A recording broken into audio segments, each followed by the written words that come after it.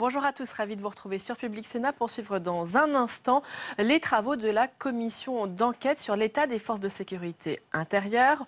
Une commission d'enquête qui a été lancée mi-janvier mais qui a commencé ses auditions la semaine dernière. Commission d'enquête lancée à l'initiative du groupe LR et dont le rapporteur, le sénateur de la Moselle, François Grosdidier, dresse déjà un tableau très sombre sur les forces de sécurité intérieure. Je le cite, la politique du chiffre nous a menés dans le mur. Alors face à ce constat, l'objectif de cette commission d'enquête, c'est bien de faire un check-up complet des forces de sécurité intérieure, c'est-à-dire la police et la gendarmerie, aussi bien d'un point de vue psychologique que matériel ou encore logistique. Cette commission d'enquête a pris racine dans le constat effectué par les sénateurs lors de l'examen du budget 2018 et plus précisément lors de l'examen des crédits sécurité. À l'époque, les sénateurs ont estimé que malgré la hausse apparente, le budget restait très insuffisant, que les hausses en matière de recrutement masquaient des sous-dotations manifestes en matière d'investissement ou encore en matière de crédit de fonctionnement. Alors qu'en disent les principaux intéressés? Voyez tout de suite l'audition des syndicats de policiers par les sénateurs. Monsieur le Président, Monsieur le rapporteur, Mesdames les sénatrices, Messieurs les sénateurs, merci de nous accueillir ici pour écouter la parole des policiers de terrain. Les sujets sont vastes. On va essayer d'en aborder quelques-uns, mais je vais prendre la parole au nom du syndicat des cadres de la sécurité intérieure qui représente le syndicat majoritaire des officiers de police et des commissaires de police. Et Denis Jacob ensuite prendra la parole pour évoquer les problématiques du corps d'encadrement et d'application pour avoir une vue générale de l'ensemble des policiers. Vous l'avez dit, les problèmes sont nombreux. Aujourd'hui, oui, la police nationale va mal. La crise, elle est profonde. Depuis de nombreuses années, elle s'est exacerbée au moment de la grogne que tout le monde a connue. Et cette crise profonde, elle ne s'est pas améliorée malgré les premières mesures qui avaient été prises sur le plan de sécurité publique, qui avaient été mises en œuvre, qui a essentiellement répondu à une problématique de moyens pour lutter contre le terrorisme, de moyens de protection, de gilets, pare-balles, d'armes collectives. La gendarmerie va mieux, et c'est un policier qui le dit. Elle est mieux organisée, elle a une vision stratégique, et depuis 2009, qu'elle est au sein de notre ministère, elle a su s'adapter et mène une politique ambitieuse pour notamment être présente sur tous les créneaux futurs, cybercriminalité et autres. Et c'est un constat. Il va falloir trouver des solutions pour que la police nationale aille mieux. Le mal est profond, notamment à cause de problèmes structurels qui sont liés à un manque d'investissement programmé de manière pluriannuelle. On a des investissements, mais c'est souvent des changements de cap politiques qui viennent souvent en réaction par rapport à des événements. Donc on a des changements de cap qui ne permettent pas d'avoir une vision à long terme. Les problèmes immobiliers, nous y reviendrons. Les problèmes de véhicules, ils sont connus de tous. Et je crois que des parlementaires sont allés récemment dans les services et n'ont pu que les constater. Et n'ont pu constater que ce que disaient les syndicats de police depuis des années est la vérité. Et juste pour parler par rapport aux associations qui seront entendues par votre commission, si on avait entendu depuis longtemps les syndicats de police, nous n'en serions pas là. Ces problèmes immobiliers, ils sont visibles tous, de voitures. Il y a aussi une dette technologique qui est moins visible, mais qui est abyssale. Le logiciel de rédaction de procédures dont nous dénonçons les dysfonctionnements de la police nationale, l'APNIJ, c'est la plateforme nationale des écoutes judiciaires qui ne fonctionne pas et pour lequel le SSI a demandé d'ailleurs qu'une enquête parlementaire soit mise en œuvre pour faire toute la lumière sur ce scandale d'État. Des réseaux qui sont défaillants, ça c'est un problème majeur, moins visible que l'immobilier, moins visible que les voitures, mais qui est tout aussi nuisible pour le quotidien des policiers qui travaillent avec ces outils.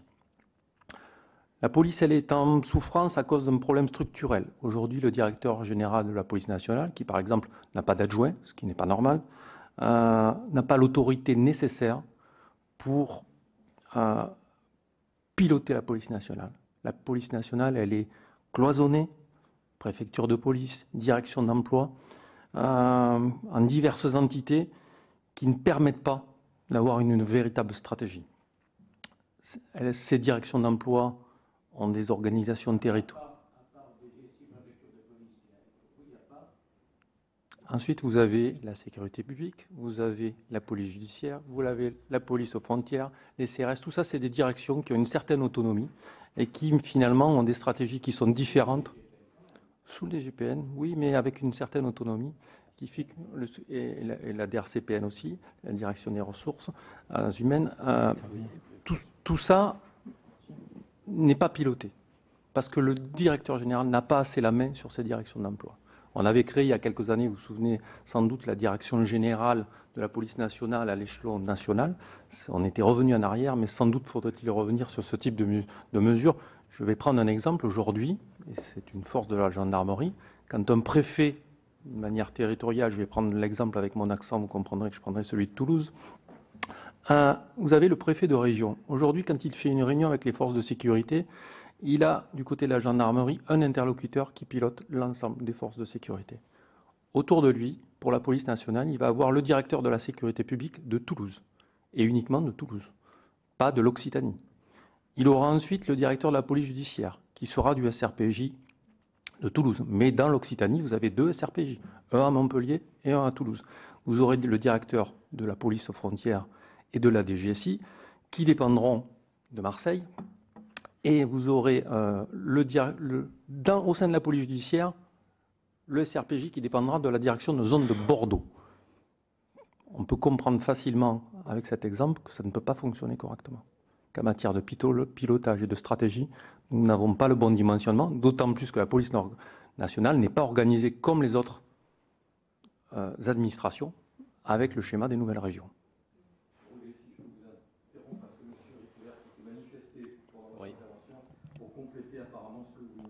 C'était juste une petite précision par rapport à la place de la DRCPN qui constitue en fait la direction qui gère les ressources humaines au sein de la police nationale. Elle est traitée à l'égal d'une direction centrale de police judiciaire, de sécurité publique, donc des directions opérationnelles. Et en réalité, la direction générale de la police nationale n'a pas une vraie structure qui fait un réel management des ressources humaines au sein de la police nationale, comme on peut l'avoir par exemple dans la gendarmerie nationale. Et les impacts que ça peut avoir derrière concernant les vacances de poste, concernant la gestion des ressources humaines de l'ensemble des corps, et aussi une certaine équité et justice dans la gestion des avancements et des mutations, elle a un impact direct au quotidien dans le moral que peuvent avoir les différents policiers de tout corps et de tout grade. Très bien. Monsieur Rougier, vous vouliez continuer ? Vous pouvez rallumer votre micro, s'il vous plaît. Merci. Le deuxième problème au sein de ce ministère de l'Intérieur, c'est la dualité entre les forces. Nous sommes minés par cette séparation. Alors on peut comprendre qu'il faille prendre en compte la culture des 2 forces, c'est naturel, notamment pour ce qui est existant, mais nous ne comprenons pas, à la CFDT, que toutes les nouvelles structures qui se mettent en place, je vais prendre par exemple la brigade numérique, le conseil scientifiques de la gendarmerie qui ont été créés. C'est très bien, c'est des très belles initiatives, mais elles devraient être mixtes. Il faudrait qu'il y ait, à partir d'aujourd'hui, une règle simple, toutes les nouvelles structures sont mixtes. Aujourd'hui, nous sommes face à des défis qui sont importants. On ne peut pas imaginer que certains investissent dans un domaine, la gendarmerie dans un, la police dans l'autre, alors que c'est l'ensemble des citoyens qui ont besoin de cette réponse positive. Donc nous voudrions que depuis 2009, la gendarmerie a intégré le ministère de l'Intérieur, qu'enfin, on aille vers une mutualisation plus importante. On a eu de nombreuses commissions, mais on en est toujours au même stade. Ensuite, la police nationale est malade aussi de sa cohésion. Elle est segmentée entre directions, comme je vous l'ai dit, mais aussi entre corps. Aujourd'hui, dans la police nationale, et vous allez le voir à travers sans doute les auditions de nos collègues des autres syndicats, nous avons une véritable lutte des classes. Il suffit de regarder les tracts syndicaux qui existent. Le mal est réel. On a un corps d'encadrement et d'application, un corps de commandement et un corps de conception et de direction. La gendarmerie comporte 2 corps. Il y a une osmose parfaite. Pourquoi ? Parce qu'on a un corps de sous-officiers et un corps d'officiers qui va de lieutenant à général, ce qui n'est pas le cas pour la police nationale. Et deuxième paramètre, pour la gendarmerie, nous avons un ascenseur social qui est très développé. 87 à 92% des officiers de la gendarmerie nationale sont issus du corps des sous-officiers. Ce qui crée une osmose, ce qui crée un lien entre ces corps et un esprit gendarmerie nationale que nous n'avons pas dans la police. Donc nous, la CFDT, nous proposons de réunir le corps de commandement et le corps de conception, et nous en sommes l'exemple. Vous avez un commissaire de police, je suis commandant aujourd'hui dans notre syndicat, pour véritablement qu'il y ait un meilleur pilotage de la police nationale et que nous ayons une cohésion qui soit naturelle. Et la deuxième chose, nous demandons à ce qu'il y ait un ascenseur social qui soit développé, qu'on ait un recrutement interne par corps, des gardiens de la paix vers les officiers et des officiers vers les commissaires, qui permettra d'améliorer ces relations qui sont un véritable problème aujourd'hui dans la police nationale. Dans la même optique d'ailleurs, nous demandons à ce que soit mis en œuvre ce qu'a dit le président de la République lors de sa campagne, une académie de police où seront réunis les 3 corps de la police nationale. Toute leur carrière, ils travaillent ensemble. On ne peut pas imaginer qu'aujourd'hui, à cause de certains technocrates qui refusent de voir les choses différemment, on ne puisse pas, le temps d'une école, mettre ces policiers ensemble.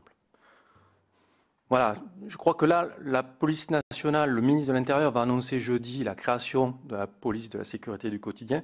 Ça doit être vraiment l'occasion, vraiment il ne faut pas la rater, de réformer en profondeur la police nationale. Si on ne le fait pas là, on n'arrivera pas à la police de la sécurité du quotidien sera un échec. Sans ces réformes structurelles, sans l'allègement de la procédure, parce que là pour l'instant on a eu les premières réformes qui ont été proposées par les rapporteurs du ministère de la Justice, elles sont totalement insuffisantes. Si on n'arrive pas à dégager du temps pour les personnels, ça ne servira à rien. Les renforts supplémentaires ne serviront à rien. Si on n'apporte pas une solution aux tâches indues, dont tout le monde parle depuis des années, tous les gouvernements qui se sont succédés, rien n'a évolué sur ce sujet, sur les tâches indues. Si jamais on n'arrive pas à tout cela, alors ça sera un échec pour la police nationale. Et je crois que le ministère de l'Intérieur doit se tourner vers l'avenir, que nous devons avoir une programmation pluriannuelle, mais surtout que nous, dans le cadre de cette programmation, nous fassions évoluer les mentalités et les structures de la police nationale. À moins que vous reveniez dessus, mais pour nous, c'est important qu'on ait des choses qui soient dites par sujet, par thème, et qu'on puisse avancer, même si vous pourrez éventuellement l'enrichir de contributions écrites. Hein, votre collaboration peut ne pas s'arrêter à l'audition de cet après-midi. On parle de la formation. On a besoin, alors on n'aura peut-être pas le temps de développer là, mais de connaître toutes les carences. Certains nous l'ont dit, on ne fait pas de sport, le tir c'est limite, d'ailleurs quand un magistrat demande, vérifie tout de suite si un policier a fait ou pas ses heures de tir quand il a l'usage de son arme, ça peut parfois être problématique. La formation continue est manquante face aux nouvelles formes de délinquants, donc on a besoin, force et faiblesse, je veux dire, de la formation initiale et continue, on aurait besoin que ce soit plus développé. Et ça doit représenter combien comme temps que vous n'avez pas, parce que le temps en plus, c'est des gens en moins sur le terrain. Deuxièmement, sur la procédure, on ne va pas non plus rentrer dans le détail, mais c'est quoi qui vous coûte le plus de temps? Et on en a besoin, même quand on va réviser le code de procédure pénale, ça passera devant les assemblées parlementaires. On ne sait pas toujours, quand on examine le texte, ce qui est pour vous le plus chronophage, ou le plus contrariant. Voilà, donc on a besoin aussi. Alors, vous nous listiez éventuellement, on parle toujours des charges indues, tout ce que vous considérez comme les tâches indues. Et quelles sont, selon vous, celles qui peuvent être rebasculées sur l'administration pénitentiaire, sur la police municipale, sur d'autres... et quelles tâches peuvent être simplement supprimées par l'allègement des procédures. Il y a aussi la question qui était ouverte, qui reste débat, sur la procédure. Est-ce que des personnes non policières, en tout cas qui n'ont pas été formées comme telles, qui coûtent moins cher, peuvent décharger d'une partie des tâches, les policiers ou non?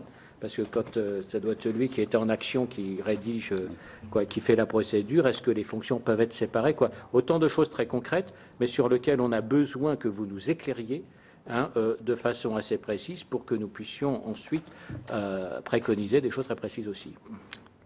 Juste un exemple sur la formation, et je laisserai la parole à Denis Jacob ensuite sur cette thématique.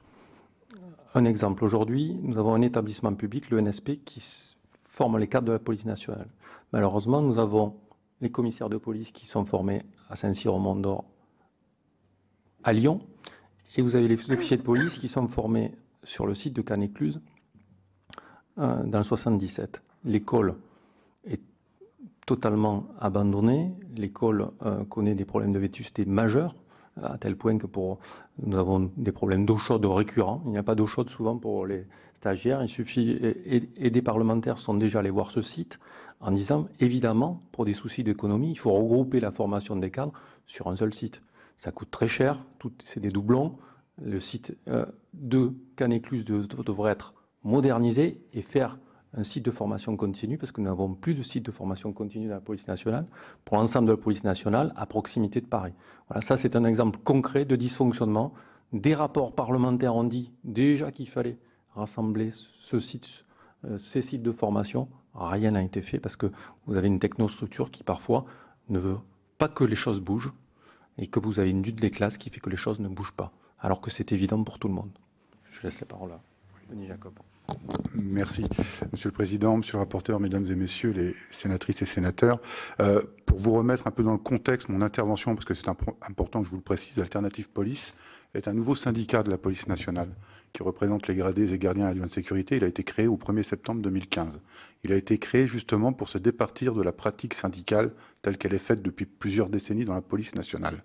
On veut revenir aux fondamentaux, la défense du collectif et non pas la pratique de l'individualisme. Vous parliez de cogestion, je ne vais pas aller, monsieur le rapporteur, jusque-là, mais on privilégie plus la défense de l'individualisme à l'intérêt collectif et c'est ce qui fait qu'on a les problèmes aujourd'hui. Nous avons dénoncé dès 2015 tout ce qui s'est fait dans la rue fin 2016, à savoir les conditions de travail, et vous parliez de la formation.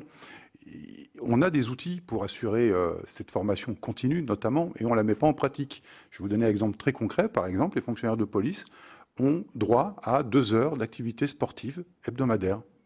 Ça fait des années qu'ils ne peuvent pas la faire. Je ne vais pas parler des séances de tir. Ils n'arrivent même pas à faire leurs 3 séances de tir dans l'année. J'ai saisi le ministre de l'Intérieur de l'époque, de mémoire, je crois que c'était M. Cazeneuve, pour demander à ce qu'il puisse y avoir des conventionnements avec les stands de tir privés, par exemple. D'ailleurs, la gendarmerie a un dispositif actuel qui permet de le faire avec la Fédération française. Pourquoi on ne pourrait pas le faire pour la police nationale ? Non, il y a des conventionnements avec certains stands de tir qui existent, mais ce n'est pas généralisé et ça ne donne pas la capacité à tous les fonctionnaires de police d'assurer leurs 3 tirs obligatoires, leurs 3 séances de tir obligatoires dans l'année. Donc ça, c'est véritablement du concret. Donc on a des dispositifs qui existent. La question précise, aujourd'hui à votre connaissance, tous les policiers ne font pas les 3 séances de tir qui sont exigées. Non, ils ne font pas toutes les 3 séances de tir annuelles. Il y a défaut en cas d'utilisation des armes lorsque les magistrats vérifient. Ça a été un problème qui a été mis en avant, je crois, l'année dernière ou en 2016, quand on a eu un problème avec un de nos collègues, où il avait été établi que les séances de tir n'avaient pas été réalisées. Ce n'est pas de son fait, c'est qu'on n'a pas la capacité aujourd'hui de le mettre en pratique dans la police nationale parce qu'on n'a pas les moyens immobiliers pour le faire, notamment dans les stands de tir. Donc peut-être un conventionnement avec des stands de tir privés permettrait peut-être d'améliorer la rapidité des séances de tir pour l'ensemble des agents. Sur les conditions de travail, donc à moins que tu voulais peut-être reprendre, il y a beaucoup à dire et je sais que le temps est compté, donc effectivement on vous fera passer nos contributions. Sachez que Alternative Police avait déjà saisi les candidats républicains à l'élection présidentielle, dont M. Macron, l'ensemble des parlementaires. Je pense que vous avez dû recevoir nos publications en matière d'investigation et de renseignement avec la simplification de la procédure par une oralisation complète. Aujourd'hui, on en est loin dans les propositions qui sont faites. Donc ça, si on veut véritablement soulager le travail des enquêteurs, il faut aller jusqu'au bout de la démarche, à savoir qu'aujourd'hui, ils passent leurs 2/3 de leur temps à faire de la paperasse plutôt qu'à faire un véritable travail d'enquête sur le terrain. Donc ça, c'est très important. Au niveau des conditions de travail des policiers ont tenu, et c'est ce que les mouvements de policiers en colère ont démontré en 2016, et c'est ce que nous on disait depuis 2015, l'immobilier. On a passé plusieurs décennies à répondre aux colères policières qui se sont succédées par des mesures purement salariales et indemnitaires. C'est bien, c'est important, bien évidemment, le pouvoir d'achat, la revalorisation salariale, bien évidemment, qui ne pourrait pas dire que c'est important et qu'on en a besoin. Mais ça ne fait pas tout. Les conditions de travail, c'est l'exercice des missions au quotidien sur le terrain et c'est travailler dans de bonnes conditions. Et de bonnes conditions, c'est avoir des commissariats agréable à vivre, tant pour les policiers que pour l'accueil du public. Or, depuis des décennies, on n'a fait aucune anticipation immobilière sur ce qui doit être rénové, sur ce qui doit être construit. Et à chaque fois qu'on a eu des soucis, eh bien, c'est un peu l'emplâtre sur une jambe de bois. On fait dans l'urgence et puis on règle rien. Donc, il faudrait véritablement, et c'est ce que j'ai déjà proposé, faire un audit national sur l'état des commissariats, qu'on sache quels sont les commissariats qui présentent des situations graves qui nécessitent une intervention rapide de l'État. Je vais vous donner un exemple qui va parler à tout le monde parce qu'on en a tous entendu parler, le commissariat de Coulommiers. Enfin, c'est franchement inacceptable d'avoir un commissariat dans cet état. Et on ne fait pas de travaux. Alors, soit on nous dit on le ferme une bonne fois pour toutes, et puis on va reloger les agents dans un nouveau bâtiment, ou alors on le rénove. Mais il faut quand même prendre des décisions. Donc, il faut véritablement un plan sur l'immobilier, pratiquer un audit, de cet audit de savoir ce que, bien évidemment, parce qu'on est quand même des citoyens comme tout le monde, on sait qu'il y a des contraintes économiques, budgétaires, donc on sait très bien que ça ne va pas être fait en un an, ni même en 3 ans. Ce que Monsieur le ministre de l'Intérieur a annoncé, c'est bien, mais c'est que sur 3 ans, et en 3 ans, on ne va pas rénover tous les commissariats de France et de Navarre. Donc il faut faire un audit, établir ce qui va pas, combien ça va coûter, et puis en fonction du coût que ça va générer, eh bien peut-être faire une loi de programmation sur 5 ans, 10 ans, enfin qu'on ait un calendrier de ce qui va être fait en matière immobilière dans la police nationale, avoir un réel objectif et une visibilité sur ce que va être la police nationale dans 10 ou 15 ans. Aujourd'hui, on ne l'a pas. Donc ça vaut aussi pour le matériel. Alors il y a beaucoup d'efforts qui sont faits, il ne faut pas le nier, sur le remplacement des véhicules de service. Il y a un plan d'achat de 2000 véhicules qui est prévu. Mais quand on sait que beaucoup de véhicules de police sont à 200 ou 300... Ça représente quoi, justement, ce plan par rapport à l'ensemble du parc? Parce que l'état de vétusté du parc, on avait des chiffres, c'est... je sais plus. Voilà, donc, 2005. Donc il y a un peu plus de la moitié de l'effort. Oui, sauf que vous savez très bien qu'en règle de marché public, entre le moment où on a la commande, le moment où il y a la vétusté du véhicule et le moment où il va être remplacé et livré, il se passe un petit peu de temps, malheureusement. Mais ça, c'est la loi des marchés publics. Donc, on a cette problématique-là. Comme sur les tablettes informatiques, là, on progresse. Oui, tout à fait. Sur les conditions de travail également, parce que Christophe l'a très bien exprimé, il y a une nécessité, enfin je pense que vous connaissez tous la CFDT, c'est une confédération qui est très réformiste, il faut réformer la police nationale, il ne faut pas avoir peur de réformer. Alors il faut le faire bien évidemment de manière réfléchie et posée et pas aller dans la précipitation, mais nos collègues aujourd'hui attendent beaucoup de l'État parce qu'on a des outils qui ont été créés en 2016, qui ont été validés par les syndicats de police dans ce qu'on appelle le comité technique de réseau de la Direction générale de la police nationale, des outils qui permettent à la fois d'améliorer l'opérationnalité et l'efficience de la police nationale et à la fois l'amélioration des conditions de travail des policiers. Seulement, on ne les met pas en application. C'est quoi ces outils? Alors, vous en avez une qui est très importante, c'est la réforme territoriale de la sécurité publique. On pourrait avoir communication justement de toutes les... de tous ces outils qui avaient définis en 2016. Oui, il n'y a pas de souci, je vous les transmettrai. On a eu l'adresse mail pour les communiquer, donc on les transmettra sans aucun problème. Mais cette réforme territoriale de la sécurité publique, elle est très simple. C'est un retour en arrière de ce qui fonctionnait bien dans la police nationale il y a une trentaine d'années, à savoir qu'on avait une police d'urgence qui était très conséquente en termes d'effectifs, qui était polyvalente sur tout un tas de missions et qui répondait en temps réel aux besoins de la population en matière de sécurité. Et au fil du temps, les alternances politiques, les volontés des directeurs de la police nationale successifs a fait qu'on a fait une stratification des services. Alors chacun crée sa petite unité, mais on prend les effectifs toujours au même endroit, dans la police d'urgence. Tant et si bien qu'aujourd'hui, donc c'est la police secours, c'est l'appel 17, tant et si bien qu'aujourd'hui, on a des unités qui étaient, il y a 25-30 ans, à 20-30 policiers. Aujourd'hui, ils sont 7.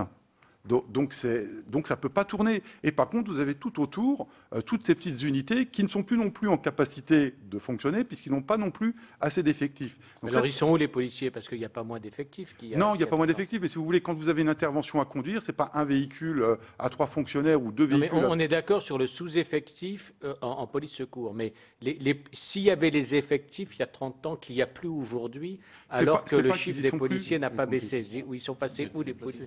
Je vais vous donner une explication. Oui, mais lesquels précis? Une explication sur les polices secours. Effectivement, sur des grandes villes aujourd'hui, il n'est pas rare le week-end que vous ayez une police secours uniquement sur une ville de 400 000 habitants. Pourquoi? Parce que vous avez des charges indues. Par exemple, vous gardez des détenus dans les hôpitaux, parce qu'il y a des services qui ont été mis en place pour garder les détenus, mais les professeurs préfèrent avoir les détenus dans leur service parce que c'est plus compliqué d'aller dans le service qui est spécialisé. Si vous avez 7 ou 8 détenus sur une ville comme Bordeaux, ça vous fait 24 heures sur 24 des collègues qui sont obligés de surveiller ces détenus. Mais la raison la plus importante, elle est aussi sur le judiciaire, pour répondre à votre question sur la procédure. Qu'est-ce qui s'est passé? Nous avions cette police secours qui était la future police du service au quotidien, de proximité au quotidienne, qui intervenait.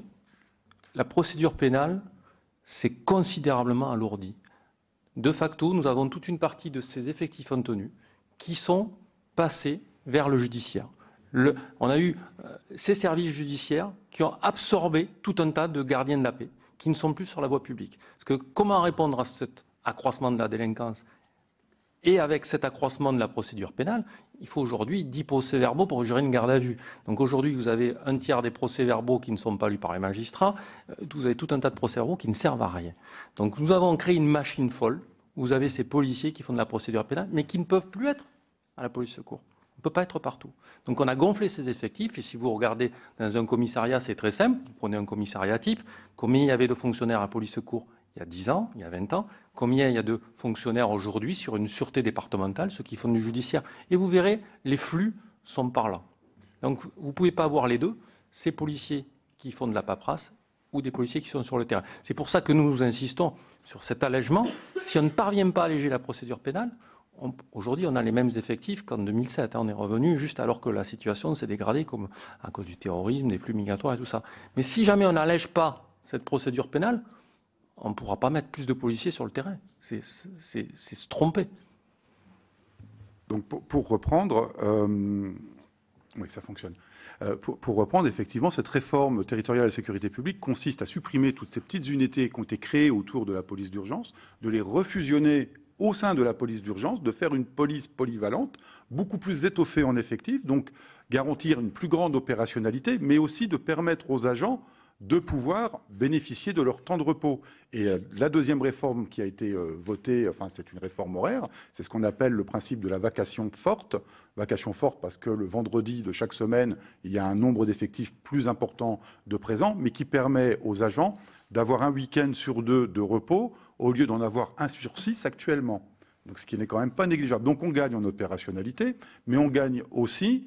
vous parliez des heures supplémentaires, on parle aussi en gain de repos et de faciliter aux agents la prise de leurs heures supplémentaires. Sur les heures supplémentaires, nous avons fait des propositions, parce que vous le savez, on est à un peu plus de 20 millions d'heures supplémentaires en stock. Le directeur général a récemment annoncé qu'il allait ouvrir des négociations en la matière. Nous, on en a déjà fait dans le cadre des discussions sur le temps de travail dans la police nationale, notamment par la création d'un compte épargne retraite qui permettrait d'épargner ces heures supplémentaires pour les transformer en trimestre d'annuité de retraite, parce que les agents rentrent de plus en plus tard. Donc, à un moment donné, ils vont arriver à un âge où je pense que physiquement, ils ne seront plus en capacité d'être en police secours. Quand on a 55 ans ou 57 ans, on n'a plus les mêmes capacités physiques qu'à 20 ans. Donc, on a proposé ça. On a proposé également le paiement d'une partie, bien évidemment, et ensuite, mais ça c'est un décret interministériel, donc il faut jouer au niveau au moins de la fonction publique, c'est le déplafonnement du compte épargne temps. Donc ça, ce sont des propositions qui sont claires et précises, et ça fait Oui, on est à un peu plus de 20 millions d'heures supplémentaires. On est dans le stock, hein, c'est-à-dire que ce qu'on cumule depuis des années et qui ont été sanctuarisés dans les différents protocoles qui ont été signés entre le ministère de l'Intérieur et les syndicats de police entre 2001 et 2014, de mémoire. Hein. On a eu un protocole en 2001, on en a eu un en 2004, on a eu un 2008, 2010 et 2014. Donc ces heures-là ont été sanctuarisées au fur et à mesure. Bon, voilà, on les met de côté, on en parlera plus tard. Sauf que là, ça commence à faire beaucoup et il faut qu'on trouve des solutions pour sortir de cela. Mesdames, Messieurs, la situation du pays a changé. La menace terroriste est élevée, le flux migratoire important. Dans le même temps, les missions habituelles des policiers perdurent. Ponctuellement, en plus, leur charge de travail est alourdie par de grands événements sportifs, l'Euro de foot, culturel ou politique, la COP21. Et tout ça dure depuis 2 voire 3 ans. Ce qu'on dénonce, c'est une inadéquation entre la charge missionnelle et les effectifs. Cela vaut à peu près pour toutes les missions. En sécurité publique, les collègues, malgré tout ça, malgré le nouvel environnement, continuent à exercer leur mission sur le code de la route, sur la tranquillité publique. Et pour autant, ils ont plus de points de surveillance, ils ont plus de renforcement de la sécurité de leurs propres locaux. S'ajoutent à ça des escortes nombreuses et longues de personnes en situation irrégulière sur le territoire. À la police aux frontières, les filtres frontières Schengen ont alourdi considérablement les missions de nos collègues de PAF. La surcharge des CRA assez récemment est venue aussi impacter les services de PAF et évidemment la sécurité de leurs locaux. En investigation, le travail de nos collègues est impacté par l'empilement des lois qui sont venues alourdir la procédure pénale. S'ajoutent à ça des outils qui sont clairement inopérants, mais qui sont pour le coup là répréhensibles dans le périmètre police nationale. Je veux parler de leur logiciel de rédaction de procédure, je veux parler du logiciel de la PNIJ pour les écoutes téléphoniques. En renseignement, j'en dirai pas trop parce qu'il y a cette confidentialité, mais les objectifs sont bien trop nombreux, nos collègues se dispersent. Et enfin, en ordre public, je céderai tout à l'heure, tout de suite après, la parole à mon collaborateur Greg Joron. Pour Unité SGP, ce qu'on demande, ça n'est pas tant une évolution, c'est clairement un choc. Peu convaincu qu'on puisse s'attaquer aux missions, quoi qu'on entende. Si on s'attaque aux missions et qu'on en baisse le nombre, ce sera de toute manière peu conséquent, en tout cas pas significatif. Ce qu'on attend, c'est une augmentation significative des effectifs. C'est nécessaire parce qu'on fait vraiment face à une crise. On n'en est pas encore tout à fait à une crise de vocation, mais on craint vraiment qu'on entame une situation de démobilisation d'une bonne partie de nos collègues. Donc on attend une augmentation des effectifs pour permettre d'améliorer la conciliation entre la vie personnelle de nos collègues et la vie professionnelle. Cela passe par de nouveaux rythmes de travail, ça passe par le respect de leur temps de repos, le respect de leur période de congé, à l'occasion par exemple de l'établissement des prévisionnels de congé qui sont piétinés par de nombreux chefs de service, et enfin par une meilleure considération de leur hiérarchie, ce qui est aussi un sujet récurrent dans nos rangs. Voilà.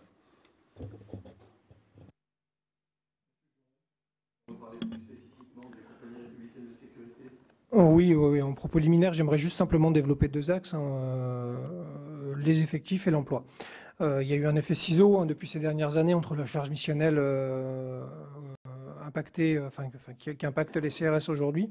Donc on a passé 2 ans et demi à assurer, entre guillemets, l'état d'urgence, les différents grands événements comme la COP21, l'Euro de football, la crise migratoire et les points chauds que sont Calais et Menton, qui demandaient énormément de force.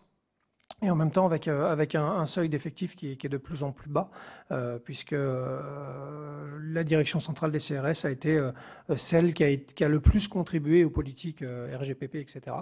Et on a perdu l'équivalent quasiment de 10 unités en volume TPT, ce qui fait qu'aujourd'hui, très clairement, par rapport à l'ensemble de la police, je n'ai pas les chiffres.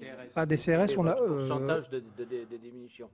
Très clairement, on est passé à des unités qui étaient constituées de 145 personnels et c'est, on va dire, le chiffre, il me semble, qui correspond vraiment au système qu'on a aussi, parce que ça va plus loin qu'un simple chiffre. Hein. C'est le système quaternaire qu'on a en termes opérationnels qui garantit aussi la philosophie française du maintien de l'ordre. Et sans ces 4 sections qu'on a dans les unités, on a du mal, du coup, sur le terrain, à mettre en place tous nos schémas tactiques, hein, tout simplement, puisqu'ils reposent sur la constitution de ces 4 sections. Donc aujourd'hui, l'effectif de référence dans une compagnie de maintien de l'ordre, mais bien évidemment tous les autres services en CRS souffrent d'un manque d'effectifs. Aujourd'hui, une compagnie de maintien de l'ordre, c'est un effectif de référence de 137 hommes. et femmes.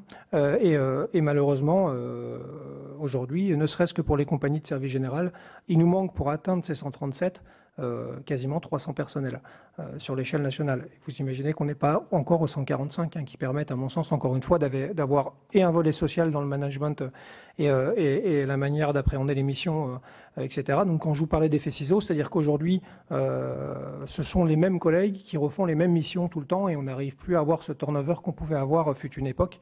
Et donc voilà, donc il y a ce problème d'effectifs. Puisqu'on a perdu quasiment, je dis, plus de 1000 hommes en quelques temps, et aujourd'hui on n'arrive pas à revenir au niveau. Donc quand Jérôme parle d'un choc, c'est une réalité. Simplement sur la direction centrale des CRS, toutes les sorties d'école, on nous donne 10% de ce qu'on représente à l'échelle de la police, et malheureusement ça suffit à peine à combler les départs en retraite, par exemple. Voilà, donc, et donc ensuite l'emploi, où là, sans opposer les gens ni les forces, malheureusement c'est factuel, hein, vous pourrez, je pense, assez facilement le vérifier. On s'aperçoit que sur le taux de réponse sur 100 missions, par exemple, qui ont été données le dernier trimestre, ou 100% des missions qui ont été données en dehors des missions pérennes entre les escadrons et les CRS ont effectué 70% de ces demandes contre 30% contre les escadrons. Donc, ce qui participe aussi à un phénomène de suremploi et de fatigue chez le personnel des compagnies républicaines de sécurité. Voilà. Très bien, merci. Est-ce que des collègues souhaitent poser des questions? Notre collègue Leroy, sénateur des Alpes-Maritimes. Moi, je vais aller très vite. On a affaire à des policiers spécialisés. C'est-à-dire les CRS sont spécialisés dans le maintien de l'ordre et le rétablissement de l'ordre. Donc, c'est des compagnies qui ont une mission bien précise. Effectivement, il y a un manque d'effectifs pour être opérationnel, ça c'est vrai. Mais ce que je souhaiterais aussi, pour ne pas être trop long et pour ne pas hypothéquer mes collègues dans leurs questions, c'est qu'ils nous mettent exactement comme tout à l'heure, par écrit, toutes les propositions qu'ils font, tout le constat, tout ce qu'ils ont rapporté. Ce qui nous permettra, à terme, je dirais, d'être beaucoup plus en phase sur les propositions que vous avez à faire concrètement, quoi. Et notamment sur les forces spécialisées, quoi. C'est pas la police urbaine, les CRS, c'est vraiment une force spécialisée, quoi. Monsieur Moison. On pourra vous remettre tous ces éléments a posteriori. On prend acte des débats d'aujourd'hui et puis on vous formulera ça évidemment dans la semaine qui suit. Très précisément parce qu'on est là pour vous aider. D'accord, oui. Alors, Monsieur Casabonne, ensuite, sénateur de la Gironde. Une question très courte. Je comprends la surcharge que représentent pour vous les grandes manifestations sportives culturelles. Ce que je ne comprends pas, c'est que vous n'ayez pas des moyens supplémentaires parce que désormais, on nous fait payer à nous toutes les fois votre présence. Marathon de Bordeaux, les gardes du stade, etc. Il faut camper les compagnies de CRS ou de police nationale qui viennent. Donc il devrait y avoir quelque part un rétablissement dans la balance. Je ne vous fais pas de reproche à vous, je dis, mais en effectif, vous devriez retrouver... Oui, enfin oui et non. C'est-à-dire que, en effet, il y a des services conventionnés, comme vous le dites, hein, les matchs de foot ou le Tour de France, etc. Je ne suis pas sûr que tous les services le soient, même s'il faudrait peut-être qu'ils le soient. Ça, entre guillemets, on a vu quelques services qui malheureusement ne l'étaient pas alors qu'ils auraient dû l'être. Au-delà de ça, étant donné que ce sont des demandes qui sont prévues par la loi, qui sont décidées par des préfets, etc., qui sont ensuite arbitrées, de toute façon, nous, la direction centrale des CRS, je schématise, hein, vous me permettrez d'aller un peu vite et d'employer peut-être une image qui est peut-être pas la bonne, mais c'est une réalité. C'est simplement une boîte d'intérim, hein, si je schématise. C'est-à-dire que nous, on est là, essentiellement, enfin, on est là. La direction centrale des CRS ne répond qu'à des demandes qui sont faites par des autorités d'emploi, qui sont les préfets de département ou les préfets de zone de défense, etc. Ces demandes qui passent par la DGPN ou le cabinet ministre, qui sont ensuite arbitrées par l'unité de coordination des forces mobiles. On a des missions qui sont pérennes. Ces missions, aujourd'hui, on peut dire, on a 40 unités par jour qui sont employées en moyenne sur le territoire. Bien évidemment, les demandes de force, en dehors de ces missions qui sont pérennes, ne sont pas essentiellement constituées de services payants ou conventionnés. Par exemple, je prends là... je schématise sur le maintien de l'ordre dans la zone sud-ouest, au niveau des agriculteurs. ça demande évidemment ou un redéploiement ou des forces qui étaient neutralisées, de déneutraliser pour pouvoir permettre de répondre à la demande. L'équilibre dont je parlais, c'est que ces forces qui sont ou neutralisées ou déjà engagées sur des missions, je m'aperçois simplement, et encore une fois c'est factuel, j'essaye de ne pas opposer les forces, mais quand vous avez 60 unités de service général et que sur 100% de ces demandes d'emploi, ces 60 unités répondent à 70% de ces demandes, alors qu'on a 109 escadrons, et que ces 109 escadrons ne répondent qu'à 30% des demandes, moi je m'interroge sur l'équilibre qui est fait dans l'emploi des forces mobiles. C'est simplement ça. Après, je ne peux pas me permettre de rentrer dans des considérations entre guillemets que j'entends, mais par rapport aux services conventionnés ou au fait que ça pourrait rétablir la balance, puisque, comme je vous le disais, ces services conventionnés ne sont pas la majorité des services qu'on a ponctuels. Je ne sais pas si j'ai été clair, mais voilà. Si je puis compléter. Bien sûr qu'à l'occasion de ces services conventionnés, vous participez au financement, mais le financement, il contribue à l'hébergement des personnels, à leur restauration, au déplacement. Mais nous, ce qu'on dénonce en fait, c'est l'empilement de toutes ces missions pérennes ou alors temporaires et qui conduisent les collègues à cette fatigue qu'ils accumulent et à cette lassitude et à cette crainte que l'on a et qu'on vous exprime de les voir se démobiliser. Y a-t-il d'autres questions, Monsieur Capou-Canelas? Oui, merci, Président. Vous avez abordé tout à l'heure un constat de la situation en disant qu'il y a des risques nouveaux, ou en tout cas plus forts, le terrorisme, il y a des questions qui sont liées aux flux migratoires qui sont plus prégnantes, et puis les événements sportifs. Bon, donc, du coup, vous nous dites qu'il y a une inadéquation entre les missions, les moyens, les effectifs. Qu'est-ce que vous suggéreriez-vous comme changement qui soit issu de ce diagnostic-là, en termes de mission, d'évolution de vos missions, quel peut être l'impact de ce diagnostic que vous avez fort bien posé? Deuxième point, et ça vient d'être abordé un peu par mon collègue Casabonne, sur les événements sportifs, mais cette fois en Ile-de-France. Bon, il y a le Stade de France notamment qui concentre beaucoup d'événements. Qu'est-ce qu'a changé pour vous le fait que la préfecture de police ait pris la main maintenant sur l'organisation de ce type de services et d'événements, alors qu'avant c'était la préfecture du 93, enfin de la Seine-Saint-Denis, pardon. Voilà. Est-ce que ça se traduit par une meilleure gestion? Est-ce que c'est équivalent pour vous? Voilà. Quel est potentiellement l'effet de la métropolisation, entre guillemets, du Stade de France?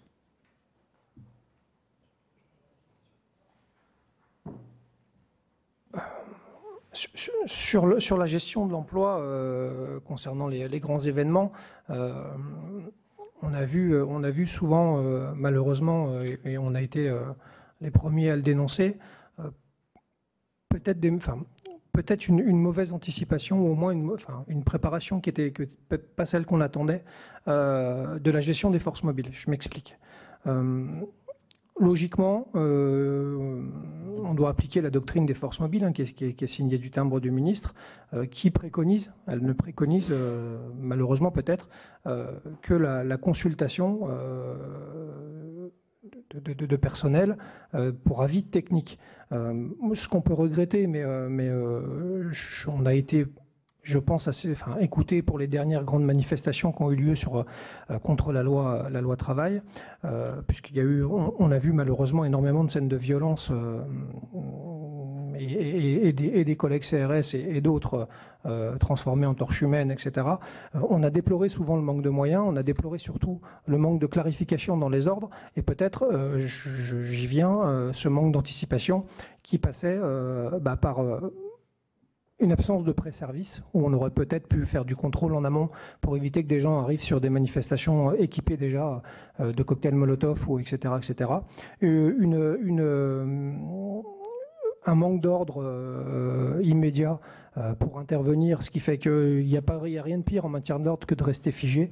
Et malheureusement, à de trop nombreuses occasions, on n'a pas permis à mes collègues de pouvoir appliquer justement ces schémas tactiques et opérationnels qui nous permettent en général de maintenir l'ordre de la meilleure manière possible.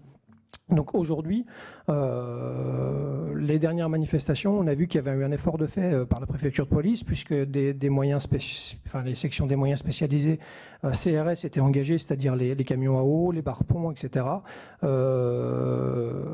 Une prise en compte de la difficulté au travers aussi des cortèges et de leur cheminement, puisqu'on les avait réduits pour nous permettre aussi de pouvoir peut-être mieux les encadrer. Enfin, voilà, tout ça, à mon sens, va plutôt dans le bon sens, en espérant que cela continue, mais surtout, encore une fois, que des avis techniques soient pris et que la préfecture de police ne pense pas pouvoir tout gérer sans avoir un éclairage, justement, je pense, des spécialistes des forces mobiles.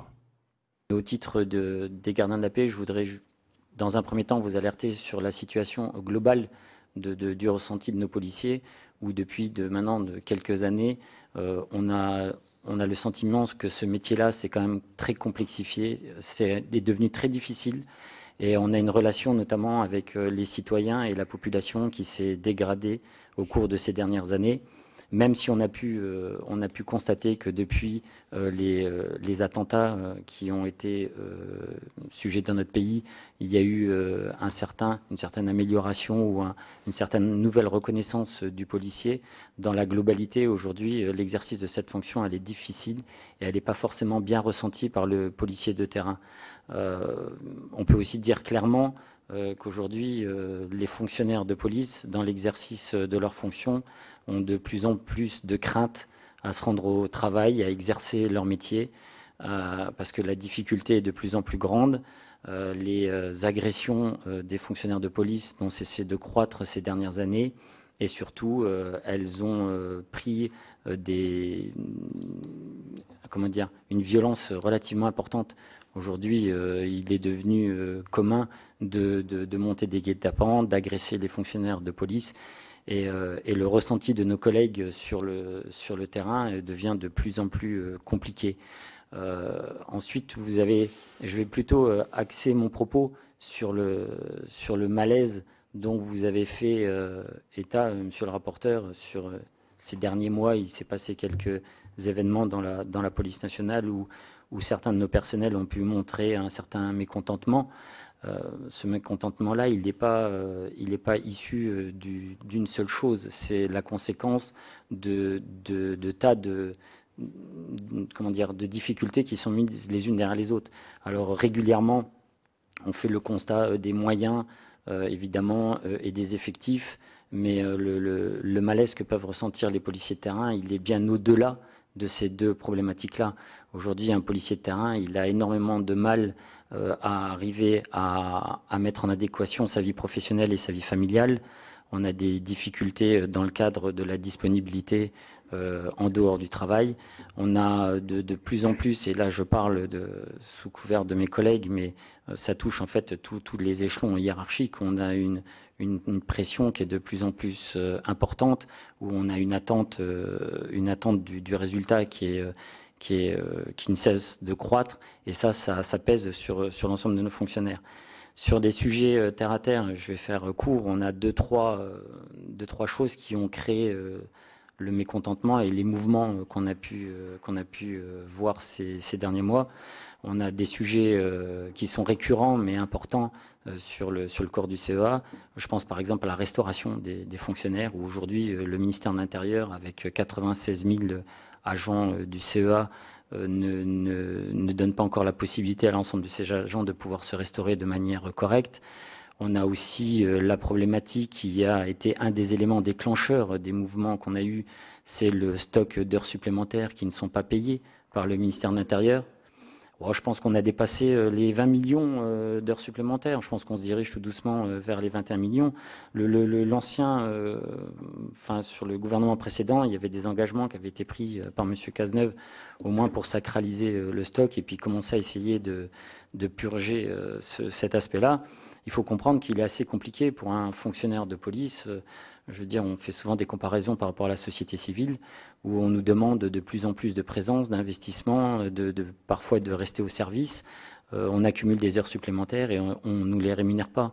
Donc à un moment donné, il est assez compliqué d'expliquer à des gens, voilà, il faut être disponible, il faut être présent, vous avez un métier particulier avec des risques particuliers, mais quand on vous fait travailler, on n'a pas les moyens de vous payer.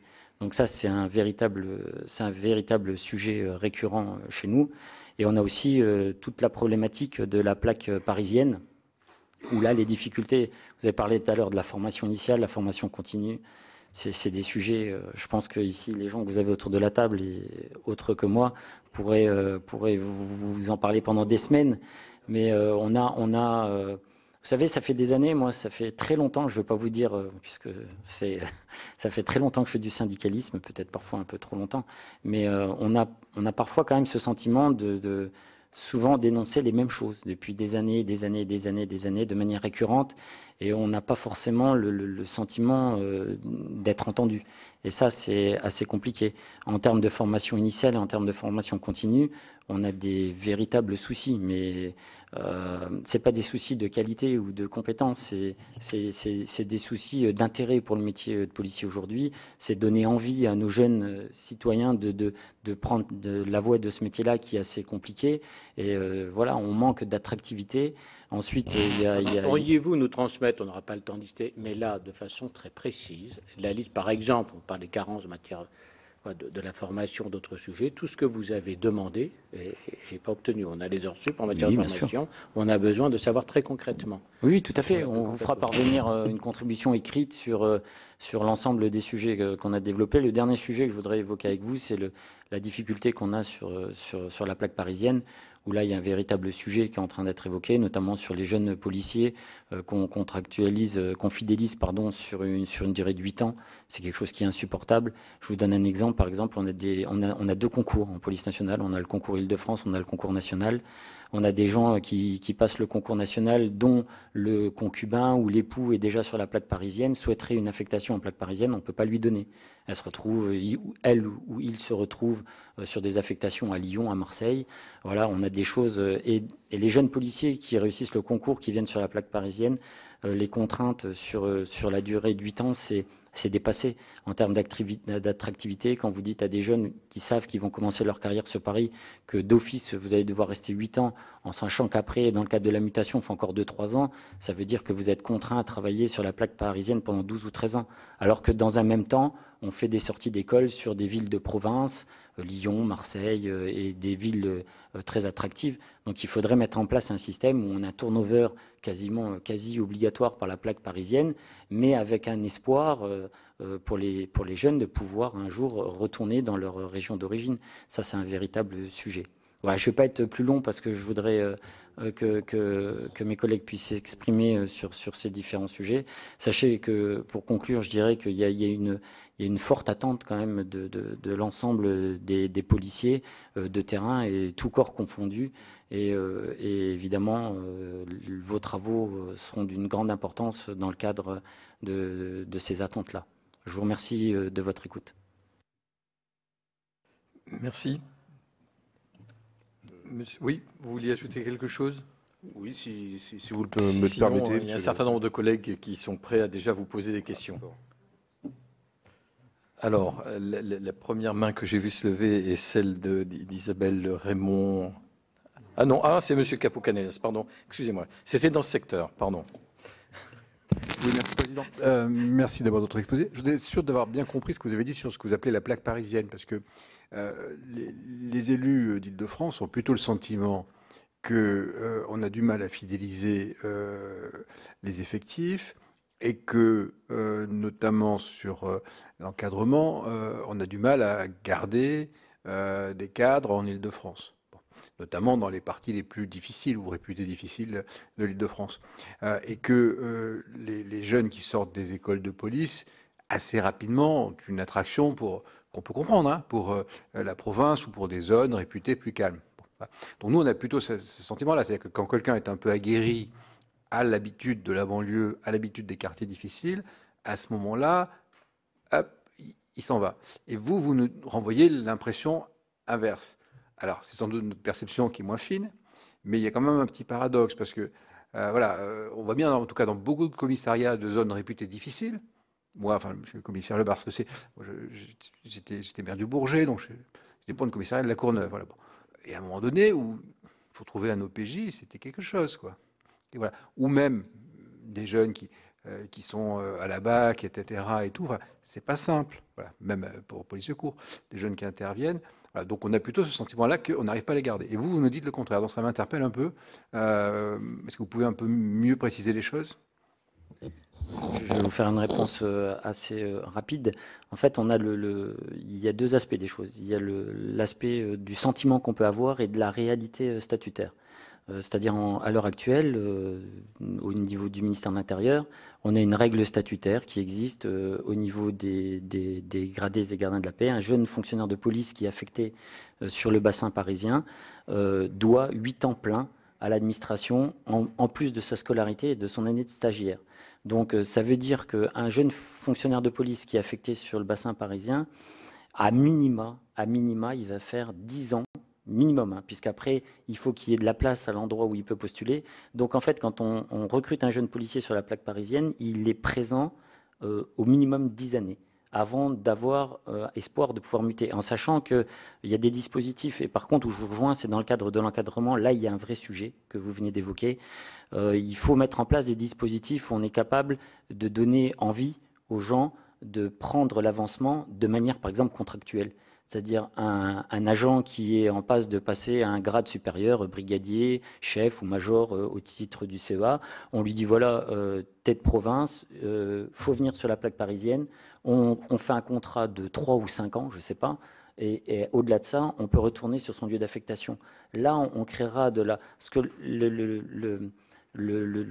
aujourd'hui, il y a un défaut d'encadrement, mais il n'est pas lié aux effectifs, aux jeunes effectifs. Et l'encadrement, on peut, par des mesures incitatives, créer une fidélisation de l'encadrement.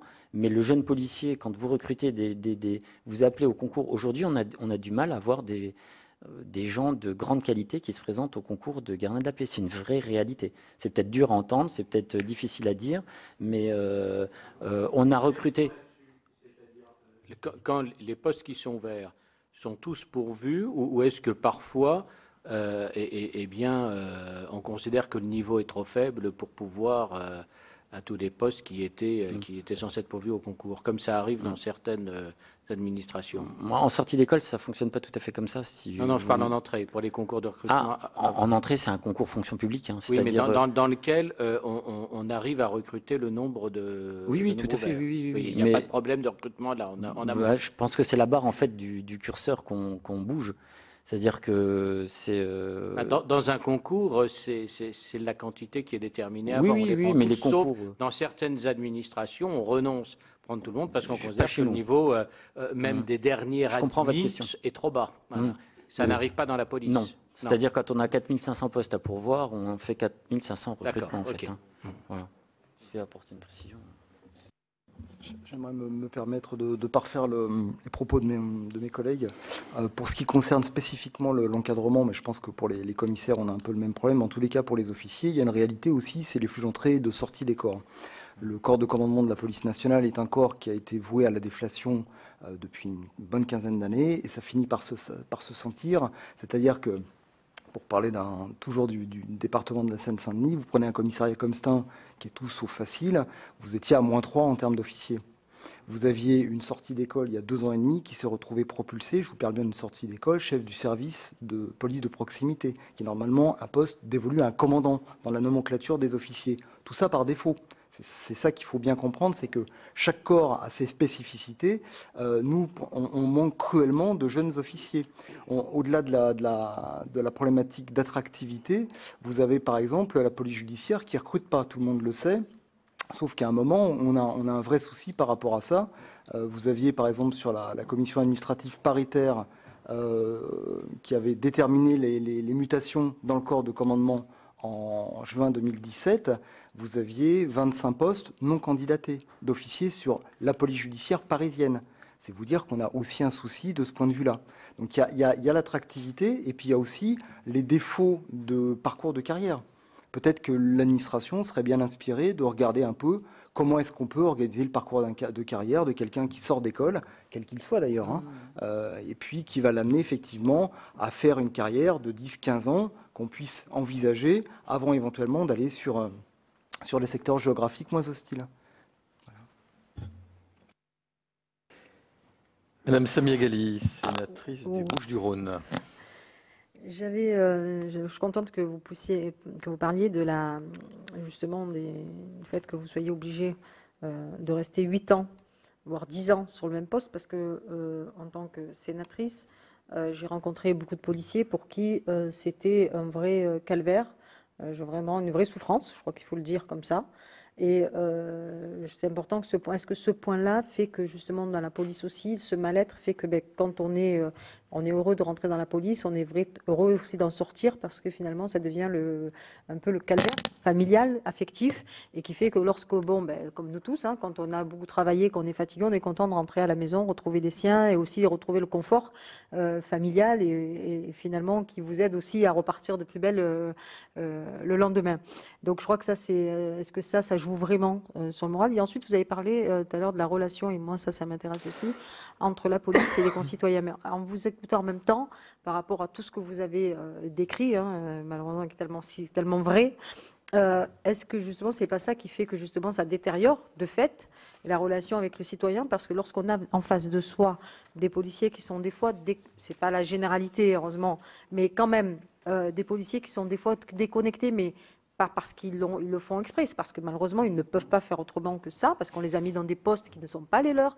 Et c'est vrai que face à une situation où les Français demandent encore plus des réponses tout de suite, rapides, parce que lorsqu'on a été agressé, lorsqu'on a été malheureusement face à la délinquance quelle qu'elle soit, on a envie d'être derrière réconforté. Quand on a le sentiment qu'en face de soi on a des gens qui sont aussi des fois plus perdus que vous, c'est assez compliqué.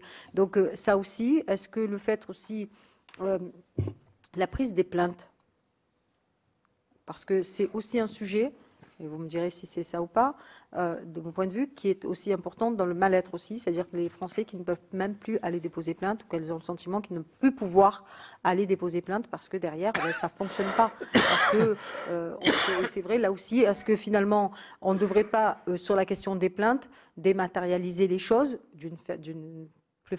encore plus en profondeur, ou alors mettre du personnel administratif et pas du personnel policier dans le sens comme on l'imagine, qui se retrouve en uniforme mais derrière un bureau pour prendre une plainte alors qu'il serait plus utile à une sortie d'école ou je ne sais quoi.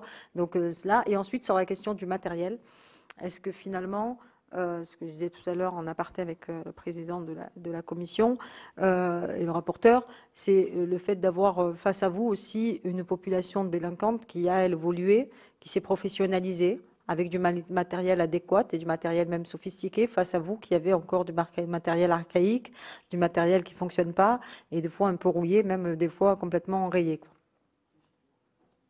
Et je parle même en termes d'armes aussi. Hein. Monsieur le Président, je vais tenter un début de réponse puisqu'il y a plusieurs questions, Madame la Sénatrice. Ça me donne envie de vous répondre à une question que vous avez évoquée en tout début de séance, qui était celle des causes du malaise. Et les questions que vous posez sont celles aussi qui font que le policier est tombé dans le malaise. On en parlait avec nos collègues avant de vous rencontrer. Il y a quelques années, il n'y a pas si longtemps, les policiers travaillaient exactement dans les mêmes configurations matérielles il y a 5 ans, il y a 10 ans, il y a 20 ans, il y a 30 ans. Qu'est-ce qui a changé depuis quelques années et qui fait qu'il y a une crise ou qu'il y a un malaise dans les services de police? C'est pas le policier, parce que le recrutement, les problèmes de formation, les problèmes de logement, je vais y venir après, parce que ça sera une partie de la réponse. Mais globalement, ce qui a changé, c'est qu'aujourd'hui, le policier subit à la fois une crise de sens et une crise de reconnaissance. Il y a 5 ans, il travaillait déjà dans un service de police délabré. Je vais vous faire un panorama un petit peu caricatural, mais c'est une réalité. Il pouvait y avoir les toilettes qui fuyaient, il pouvait y avoir des locaux épouvantables, aussi bien pour le public que pour ceux qui travaillent dedans, que pour les gens qui d'ailleurs sont en détention. À partir du moment où il venait faire une mission de police claire, où il avait les moyens de la faire, où il rentrait de sa mission et il pouvait rentrer chez lui en sécurité, et qui avait la reconnaissance de sa hiérarchie. La hiérarchie, on est tous des gens de la hiérarchie. Un gradé, c'est le premier niveau de la hiérarchie. C'est le gradé, c'est l'officier, c'est le commissaire divisionnaire. Ça fonctionnait très bien. Ce qui change aujourd'hui, c'est qu'en plus de ces conditions matérielles et de moyens, c'est l'environnement global qui fait que la crise du métier s'est aggravée. C'est plus dangereux aujourd'hui d'être policier, on n'est pas sûr de rentrer chez soi. J'ai dit à des promotions de stagiaires, moi, qui sortaient d'école, malheureusement parmi vous, statistiquement, il y en a parmi vous qui vont faire usage de leur arme. Les anciens nous disaient une belle carrière, c'est l'arme dans l'étui. Aujourd'hui, on dit aux jeunes, il ne faut pas la sortir. Ce n'est pas une incitation, c'est vous allez être dans des situations où vous allez la sortir. Moi, j'ai dit à des stagiaires récemment, malheureusement, je leur ai prédit l'avenir, puisque non seulement ils ont sorti leur arme, mais ils ont été dans des situations de faire feu, en parfaite légitime défense. Ça change quand même la vision du métier. Quand vous démarrez votre métier et que vous faites feu sur un autre individu, ça ne laisse pas indifférent. Ce qui a changé, c'est la crise du sens et la crise de reconnaissance, qui fait qu'on se demande pourquoi on est policier, et on se la pose encore plus quand on est policier déraciné de sa région d'origine, et qu'on arrive en région parisienne et qu'on habite à 700 km de ses habitudes. Alors, j'ai déjà un petit peu beaucoup parlé, mais c'est valable pour tous les grades et pour tous les corps. Il y a un vrai problème de fidélisation. Alors, évidemment, personne ne va vous dire qu'il n'est pas intéressé à une prime, à une petite augmentation de salaire. On est au-delà de ça aujourd'hui. Je crois qu'il faut faciliter le travail policier. Si on doit raisonner région parisienne, parce qu'il y a un besoin, il faut raisonner global. Comment on forme ce policier pour y arriver? Avec qui on l'encadre? Comment on l'aide à se loger? C'est le problème numéro 1. Moi, tous mes policiers à Saint-Denis, après une journée de travail difficile, ils avaient 1h30 de trajet, non pas parce qu'ils aiment vivre à la campagne, mais parce que l'accès au logement n'est plus possible tellement le logement est cher en région parisienne. Donc c'est tout un global qui fait qu'on doit re-raisonner sur quel type de policier on veut garder dans telle région et qu'est-ce qu'on lui donne comme moyen pour essayer d'y répondre. Voilà, c'est un début de réponse, Madame la sénatrice. Il y a d'autres questions, mais je crois que mes collègues ont un complément. Excusez-moi, mais est-ce que vous avez des propositions en ce sens? Parce que, par exemple, sur le logement, non mais, alors vous allez, si elles sont longues, vous ne les détaillez pas, mais dans ce cas, vous ne les communiquez, mais est-ce que, qu'on ne reste pas que sur la description des problèmes, mais aussi qu'on esquisse des solutions? Alors, la solution, c'est de nous mettre en place la commission de suivi du protocole qui a été signé avec M. Bernard Cazeneuve, où il y a des sujets profonds qui ont été évoqués. D'ailleurs, l'ensemble de notre fédération était signataire du dernier protocole qui a été présenté par le ministère. Bon, c'était il y a 2016. Avril 2016. Il y avait eu justement une commande de Bernard Cazeneuve après, j'allais dire, la première série de suicides et de l'expression du malaise dans la police. Et normalement, un plan d'action qui avait été mis en place. Et ça n'a pas empêché l'expression du malaise ensuite. Oui, justement. Alors, il y a le logement. Est-ce qu'il y a d'autres aspects? Et voilà. Bien sûr. Ça a été suivi précisément. Il y a quand même un effort conséquent qui a été fait. C'est indéniable. Il ne faut pas non plus dire que tout ne va pas bien, que rien n'est fait. En termes de RH au ministère de l'Intérieur, on a quand même évolué de manière importante. Il y a des choses qui vont dans le bon sens. Mais je pense par exemple au dernier protocole qui a été signé. Dans le cadre, on avait évoqué les thématiques de restauration, de logement des policiers sur la plaque parisienne. On devait avoir une commission de suivi qui devait se mettre en place. Et au jour d'aujourd'hui, on se rend compte qu'il y a eu un premier pas qui a été fait en avant, notamment sur la transmission des tâches indues. Vous savez, c'est un vague sujet qu'on parle depuis des années et des années. On avait eu le sentiment quand même qu'on avait mis le pied sur l'accélérateur et on avait commencé à aborder ces sujets-là. Et aujourd'hui, voilà, ça manque un petit peu de suivi et de continuité dans l'action qui était lancée. On a un véritable... Enfin, après, je pense que je voudrais juste dire un mot sur la partie politique. Il faut aussi que les gens qui nous gouvernent, les élus de la République, soient aussi conscients de l'impact des choses qui sont dites au niveau du ministère de l'Intérieur. On a parfois des propos qui sont tenus au niveau de la police nationale ou des actes qui sont faits qui peuvent laisser à supposer à un moment donné que dans un sens ou dans l'autre ça ne fonctionne pas. J'ai été très attentif aux propos de Madame la sénatrice et ils étaient justes dans leur globalité. La difficulté de l'exercice du métier, elle est multiple. Elle vient aussi par exemple de l'accueil du public. Vous savez, il y a pas... on met souvent en contradiction et en opposition les citoyens, la police nationale, et après on dit la justice. Aujourd'hui, ce mal-être-là, il n'est pas global. C'est-à-dire que la très grande majorité des policiers exercent leur métier de manière juste et digne. Les citoyens, dans la grande majorité, se comportent très bien vis-à-vis de la police nationale. Et à contrario, quand on a des événements ou des gens qui se comportent mal avec les forces de l'ordre ou les forces de sécurité intérieure, quelles qu'elles soient, ça doit faire l'objet d'un suivi et de sanctions sévères. Et c'est ça aujourd'hui que la population... Et nous, on doit être capable de faire la distinction entre le citoyen et le délinquant. C'est ça qui est important. Pour être précis, on a parlé logement, tâches indues. Il y a des commissions qui étaient censées être mises en place ou qui l'ont été. Je ne sais pas. Tout à fait. Qu'est-ce qu'il en est exactement? Est-ce qu'elles ont travaillé? Qu'est-ce qu'il en est ressorti aujourd'hui, puisque ça fait 2 ans, presque 3, je crois que... Alors, 2 ans. Voilà. Avez-vous été associé? C'est resté. Où sont les forces d'inertie? Est-ce que c'est dans l'administration centrale? Est-ce que c'est parce que ça ne se règle pas et que vous n'avez pas le temps de réflexion? Comment est-ce qu'on a avancé? À quel rythme? Ou pourquoi est-ce qu'on n'a pas avancé autant qu'on aurait pu le souhaiter? On n'a pas avancé sur ces sujets que je viens d'évoquer, sur le logement, sur la restauration des fonctionnaires, sur les tâches indues. C'est des sujets pour l'instant qui n'ont pas été pris.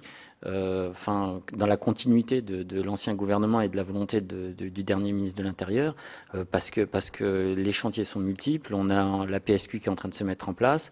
Je pense qu'à un moment donné... Mais l'un n'empêchait pas l'autre. Oui, mais pour l'instant, ça n'a pas été... les problèmes de logement, ni de... Pour l'instant, les commissions de suivi sont restées au point mort sur ces sujets-là. C'était qui les commissions de suivi? Il y avait qui dedans? Les signataires du protocole, c'est-à-dire l'ensemble des membres de la FASMI et les syndicats qui composent notamment la CFE-CGC avec Alliance Police Nationale. Le seul syndicat qui n'a pas signé le protocole, c'est Unité SGP Police, qui a rejeté le protocole dans sa globalité. Mais en tout cas, sur la partie qui nous concerne tous, aujourd'hui, en tout cas, on a le sentiment qu'on est au point mort. Il ne se passe rien. Ça, c'est sûr. Les réunions sont à l'initiative de l'administration. Oui, tout à fait, oui, absolument. Donc on a demandé justement, on a bousculé les curseurs il y a très peu de temps et on a demandé à ce que la commission de suivi puisse se mettre en place de manière assez rapide.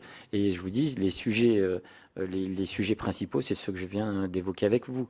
Et après, on se rend compte quand même qu'il y a un temps de latence entre même quand il y a une volonté politique, parce que pour le coup, il y avait une véritable volonté politique de faire avancer les choses consécutives aux événements qui sont produits. Voilà. Donc il est toujours, on constate quand même qu'il est toujours assez compliqué d'avoir une continuité dans le suivi des dossiers qui sont spécifiques. Et ça, je voudrais que mes collègues vous en touchent un mot. On a quand même un sujet qui est quand même récurrent, c'est la réforme pénale. On sait que ce gouvernement-là, en tout cas ça a été annoncé en tant que tel, allait s'attaquer à la réforme pénale. Sachez que c'est une vraie attente et importante de l'ensemble des policiers et de l'ensemble de la hiérarchie. Dans ce domaine, est-ce que vous avez aussi, on n'a pas le temps de les détailler, mais des propositions précises à nous dire? Oui, quelles sont les procédures et surtout celles qui seront ajoutées, qui sont particulièrement chronophages, comment? On a besoin de choses très concrètes. Je vais laisser M. Dumont s'exprimer sur ce sujet-là. Et on a effectivement M. Le Bars. Bon, alors on va partager la réponse, monsieur le sénateur. Sur le logement, je vous donne une illustration et puis un avis de chef de service, parce que moi, je n'étais pas dans les commissions ni dans la réflexion. Moi, ce que j'ai vu, c'est que mes sorties d'école, la pratique du gardien de la paix qui sort d'école et qui est déraciné de chez lui, c'est la colocation, parce qu'ils n'ont plus les moyens de se loger. J'ai vu des colocations à 8 personnes. Quand vous avez 8 gardiens de la paix qui louent un appartement à 4 couchages, il y a ceux qui bossent la nuit, ceux qui bossent le jour, ils font les banquettes chaudes, comme on disait, je crois, en termes militaires. C'est une réalité. Dès qu'il y en a un qui lâche, il faut trouver le suivant, parce que sinon ils n'arrivent plus à payer le loyer, parce qu'évidemment c'est un logement d'une certaine taille. Et on a des problèmes en tant que chef de service à résoudre des difficultés sociales chez ces jeunes fonctionnaires. On a beau les envoyer, effectivement il y a plein d'efforts fait dans l'administration, c'est pas un chef de service qui va vous dire le contraire, mais on a beau les envoyer sur tous les curseurs, il y a un moment je crois qu'il faut dire les choses. Il n'y a pas un service logement normalement? Si, bien sûr, mais j'allais y venir, il n'y a sûrement pas assez de logements et ça peut se comprendre, puisque chacun a ses problèmes d'argent, l'État les a aussi, ça manque de logements, ça manque de réponses possibles, il n'y a pas autant de logements que de demandes, mais on se retrouve dans des situations difficiles. À Saint-Denis, moi j'avais un logement, ce qui est complètement exceptionnel, au-dessus du commissariat de la Plaine, qui est un studio qui avait été fabriqué à l'époque, enfin il y en avait 2 exactement, qui était le studio de dépannage. Je ne l'ai jamais désempli, ce studio. Il a toujours été alimenté par les gens qui étaient le plus en difficulté. On essaye de faire à petit peu près, voilà. Pour la simplification de la procédure pénale, je vais faire très rapide, j'ai déjà beaucoup parlé, c'est plus qu'une réelle attente, puisque les services de police qui sont noyés, j'ai envie de vous dire qu'à chacun dans son type de métier, il y a une souffrance. Il faut rappeler quand même que la souffrance principale, c'est en sécurité publique, et c'est là où les écoles de police déversent tous leurs effectifs. L'administration police, au sein de laquelle la sécurité publique souffre le plus, prend toutes les sorties d'école. Donc vous êtes jeune gardien de la paix, vous débarquez en sécurité publique, c'est le métier le plus difficile, d'autres le sont, mais c'est le plus difficile, vous êtes exposé, c'est celui où tout le monde se plaint, vous êtes dans les commissariats les plus difficiles, on revient sur le problème du logement. La simplification de la procédure pénale, aujourd'hui, vous n'avez plus un policier en interne qui veut faire du judiciaire. Moi, j'avais jamais vu ça en 25 ans de carrière, ils veulent tous repartir sur le terrain, donc vous ne mettez que des élèves, et c'est une réalité, qui sortent d'école pour faire du judiciaire. Vous me direz, vaut mieux former quelqu'un plutôt que de prendre quelqu'un de mal formé, comme le dit le dicton. Mais il se trouve que du coup, il faut former des gens pour prendre les plaintes. Donc c'est quelqu'un qui n'a pas l'habitude de voir le public, quelqu'un pour faire une enquête, qui n'en a jamais fait. Et vous êtes sans arrêt dans ce flux de redémarrage, parce qu'il y a une crise de l'investigation. Et la crise de l'investigation, elle est simple, c'est que quand le gars ou la fille arrive et dans un bureau, il voit des piles qui lui font qu'il ne voit même plus la fenêtre. Ça, c'est les piles des dossiers prescrits. Ces dossiers prescrits le sont parce que la procédure s'est tellement alourdie et aggravée qu'on n'arrive plus à sortir le flux. C'est plus possible. Voilà. Donc, c'est la réalité, c'est la désaffection totale. Et la simplification, si elle n'arrive pas, va créer plus qu'une frustration, une très grosse déception, parce que c'est une attente et les gens y croient. Voilà. Jérémy, je te laisse. Oui, effectivement. Alors, c'est un chiffre qu'on évoque relativement peu, mais quand on interroge un certain nombre de policiers qui sont en fonction, et notamment de responsabilité sur les territoires, on se rend compte que de petits judiciaires, en réalité, les services de police sont capables d'en sortir 20 à 30% seulement du flux entrant. Pour des raisons de moyens, pour des raisons, je dirais, de caractérisation des faits, ce qui fait que actuellement, et notamment au niveau judiciaire, la police nationale est une institution qui travaille à 80% pour rien. Ce qui pose quand même un certain nombre de problèmes de services rendus vis-à-vis de la population, de services rendus vis-à-vis du contribuable, mais aussi d'honnêteté vis-à-vis notamment des élus. C'est-à-dire qu'on se retrouve avec des services qui sont littéralement engorgés. Donc une des solutions aussi qu'on avait déjà évoquées dans un certain nombre de nos productions, c'était de multiplier des alternatives à la judiciarisation des informations que les citoyens portent à la connaissance de la police, dans les cas, par exemple, où les faits portés à la connaissance d'un policier ne sont pas de nature pénale, il faudrait que le policier puisse avoir une solution alternative à celle de la main courante informatisée, par exemple en envoyant un formulaire de renseignement au parquet, mais qu'il n'entame pas une procédure qui va alourdir la chaîne pénale d'une manière vaine, par exemple, et qu'on ait aussi un partenariat renforcé de façon à pouvoir écluser le stock de procédures qui nuit à la cohérence de l'action judiciaire et à la gouvernance des services. Merci. Monsieur Massonneau souhaitait intervenir, et ensuite Monsieur Guérard. Et Madame, je n'oublie pas la question que veut poser Isabelle Raymond-Pavero. Ce que je voulais rajouter, c'est de bien vous faire comprendre que les policiers ressentent la chose suivante. À chaque fois qu'une loi censée leur simplifier le travail leur a été adressée, ça s'est à chaque fois accompagné de pare-feu.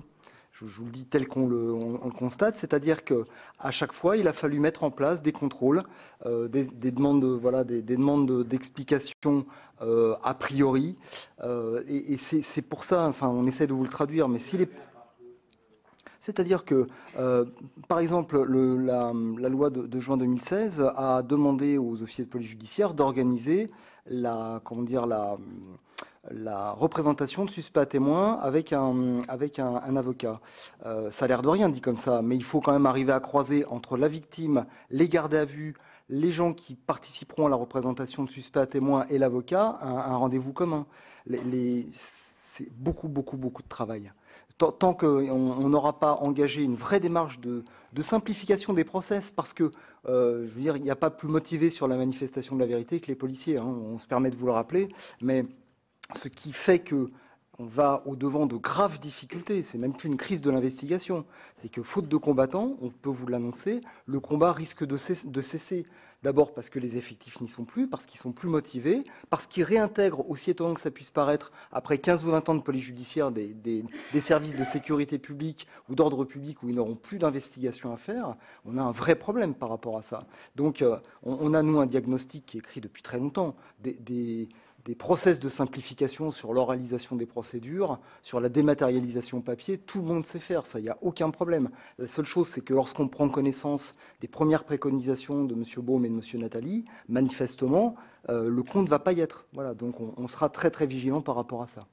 Voilà pour l'audition par les sénateurs de la commission d'enquête sur l'état des forces de sécurité intérieure des syndicats de policiers. Je vous rappelle que les sénateurs ont lancé ces travaux après le constat effectué à l'occasion de l'examen du budget 2018 et plus précisément des crédits de la sécurité.